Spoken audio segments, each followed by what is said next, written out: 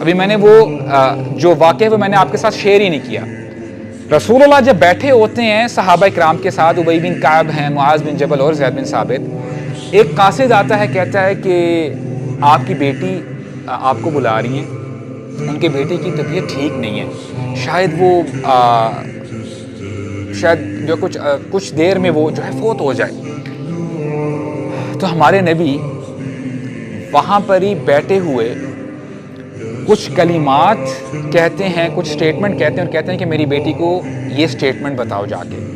اور وہ سٹیٹمنٹ کیا ہے؟ اِنَّ لِلَّهِ مَا أَخَذَ وَلَهُ مَا أَعْطَى وَكُلُّ شَيْءٍ بِأَجَلٍ مُّسَمًّى فَلْتَصْبِرْ وَلْتَحْتَسِبْ یا فَلْيَصْبِرْ وَلْيَحْتَسِبْ، جس کا مطلب یہ ہے کہ before I give you the rough translation, میں چاہتا ہوں کہ جیسے آپ کو یاد ہے نا اِنَّا لِلَّهِ وَإِنَّا إِلَيْهِ رَاجِعُونَ جب آپ پڑھتے ہیں، اور اس کا ترجمہ کیا ہے؟ ہم اللہ ہی کے ہیں اور اللہ تعالیٰ ہی کی طرف لوٹ کر جانا ہے. اب اس کو انشاءاللہ ٹرانسلیٹ کرتے ہیں. اِنَّ لِلَّهِ مَا أَخَذَ، یقیناً اللہ ہی کا ہے جو اس نے لے لیا، وَلَهُ مَا أَعْطَى، اور اس ہی کا ہے جو اس نے عطا کیا، وَكُلُّ شَيْءٍ بِأَجَلٍ مُّسَمًّى، ہر شے کا ایک وقت مقرر ہے. everyone has to go, everyone has to perish, everyone has to die، سب کچھ ختم ہو جائے گا. كُلُّ مَنْ عَلَيْهَا فَانٍ وَيَبْقَى وَجْهُ رَبِّكَ ذُو الجلال والإکرام فَلْتَصْبِرْ وَلْتَحْتَسِبْ، تو میری بیٹی کو جا کے بتا دو اس کو چاہیے کہ وہ صبر کرے، وَلْتَحْتَسِبْ، اور ریوارڈ کو ایکسپیکٹ کرے. میننگ جب کوئی بندہ صبر کرتا ہے تو اس کو ریوارڈ ملتا ہے اللہ تعالیٰ کی طرف سے. تو یہ میسج دے دیا جی رسول اللہ نے اس قاصد کو. تو جب قاصد نے آ کے بتایا تو زینب رضی اللہ عنہ بہت پریشان تھی، کہتی ہیں please call my father that I need ہم رائٹ ناؤ پلیز، میں بہت پریشان ہوں. تو ہمارے نبی جاتے ہیں صلی اللہ علیہ وسلم، اور وہ انہی تین صحابہ کے ساتھ جاتے ہیں وہاں پہ. اب دیکھیں کیا افیکٹ پڑا ہوگا ان صحابہ کے اوپر، کہ دیکھیں رسول اللہ کی فیملی ہے تو ان کے اوپر کتنی مشکلات آئی ہوئی ہیں. تو بہرحال اس انسیڈنٹ میں ابی بن کعب بھی شامل تھے. ہمارے نبی نے صلی اللہ علیہ وسلم ابی بن کعب کو کچھ ٹائٹلز دیے ہوئے تھے. ان کا ایک ٹائٹل تھا سید القراء، the leader of the reciters, meaning جو بھی قرآن پڑھا کرتے تھے ابی بن کعب ان سب کے لیڈر تھے قراء کے. اور اس کے ساتھ ساتھ ان کا ایک ٹائٹل تھا سید الانصار، کہ وہ انصار جو صحابہ ہیں ان کے بھی لیڈر ہیں. اور علماء نے کلام کیا اس بارے میں کہ سید القراء تو ٹھیک ہے لقب دے دیا، سید الانصار کیسے ہوئے؟ اس کے بارے میں وہ بتاتے یہ ہیں کہ ہمارے نبی نے ہمیشہ قراء کو جو قرآن مجید کے ساتھ چمٹے رہے، لگے رہے، ان کو special preference the. These people are special people، کیونکہ ان کا لگاؤ اللہ تعالیٰ کی کتاب کے ساتھ ہے.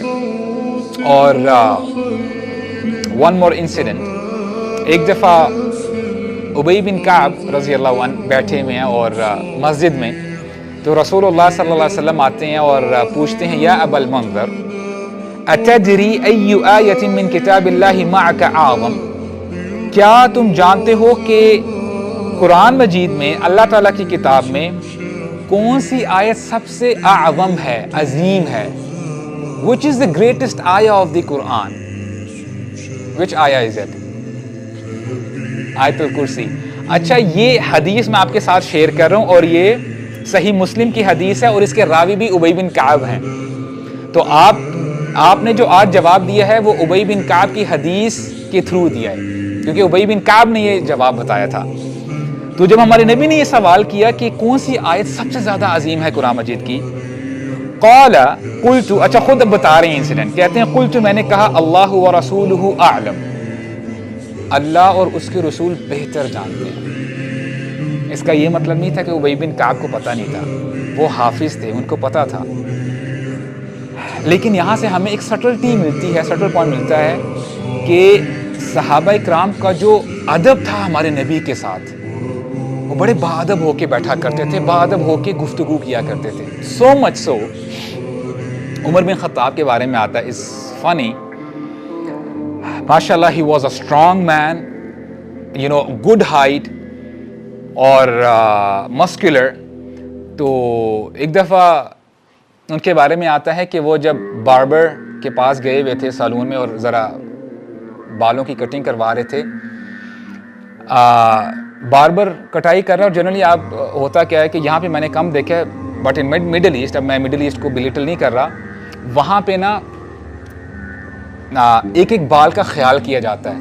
فار ایگزامپل ابھی بنا لیا اس نے تو وہ کہتا ہے یار آپ دیکھو صحیح میں نے جو ہے کٹنگ کی ہے, تو وہ تھوڑا سا آگے ہو کے شیشے سے نہ کہتے ہیں نہیں یار یہ اس کو ریموو کرو. تو یہ 3-4 دفعہ چلتا ہے, یہاں پہ یار چلتا ہے یار کوئی مسئلہ نہیں, تھوڑے بہت رہ بھی گئے ہیں نیکسٹ ٹائم دیکھیں گے. تو بہرحال جب وہ کٹائی کر رہا تھا نا, تو یعنی بالوں کو کاٹ رہا تھا, تو عمر بن خطاب نے اس کو بتانا تھا کہ یار ایسے ایسے کٹنگ کرو. His voice was so heavy, وہ ابھی تک خاموش تھے کہ وہ آواز سن کے ڈر کے بھاگ جاتا ہے. یہ عمر بن خطاب کی پرسنالٹی تھی, اور ان کی پرسنالٹی میں ہی یہ تھا کہ وہ بڑا اونچی بولا کرتے تھے. جب وہ بولا کرتے تھے تو لوگ سنا کرتے تھے, یہ ان کی پرسنالٹی تھی. آیات نازل ہوتی ہیں یا ایھا الذین آمنوا لا ترفعوا اصواتکم فوق صوت النبی ولا تجہروا له بالقول کجہر بعضکم لبعض ان تحبط اعمالکم وانتم لا تشعرون. سورہ حجرات آیہ نمبر 2, اس کا ترجمہ آپ جا کے دیکھیں گا انشاءاللہ. اللہ تعالیٰ فرماتے ہیں کہ اے ایمان والو اپنی آوازوں کو مت بڑھاؤ, لا ترفعوا اصواتکم فوق صوت النبی, نبی کی آواز سے اوپر نہ چلی جائیں کہیں تمہاری آواز, یعنی بدتمیزی نہ ہو, آوازیں پست رکھو. عمر بن خطاب کے کانوں میں یہ آیت پڑی. اس کے بعد صحابہ کہتے ہیں, جو نریٹر ہے کہتے ہیں کہ اس کے بعد عمر بن خطاب جب رسول اللہ سے بات کیا کرتے تھے تو ہمارے نبی کہا کرتے تھے عمر I can't hear you properly, تھوڑا سا اونچی بولو. The way صحابہ changed themselves, اللہ اکبر. تو یہ ان کی ہمبلنس تھی, ہیوملٹی تھی. تو یہی کام ابی بن کعب نے کیا, اور یہ ادب آج ہمیں اپنے استاذوں کے ساتھ بھی کرنا چاہیے جن سے آپ دین سیکھتے ہیں. ادب کا خیال کرنا چاہیے آپ کو. قلت اللہ ورسولہ اعلم, اللہ اور اس کے رسول بہتر جانتے ہیں. تو ہمارے نبی نے کوشچن کو ریپیٹ کیا, اے ابو المنذر, اے ابو منذر, کیا تم جانتے ہو کہ اللہ کی کتاب میں سب سے زیادہ عظیم آیت کون سی ہے؟ تو پھر انہوں نے جو ہے کہا کہ اب انہوں نے ریپیٹ کیا کوشچن. اب دیکھیں ابھی سوال کیا گیا اور یہ پری پلان نہیں تھا کہ وہ ابی بن کعب کو پتا تھا کہ ابھی سوال پوچھیں گے. اب جب یہ سوال کیا رسول اللہ نے, ابی بن کعب از حافظ, اب وہ سوچ رہے ہیں which is the آیا, which is the greatest آیا.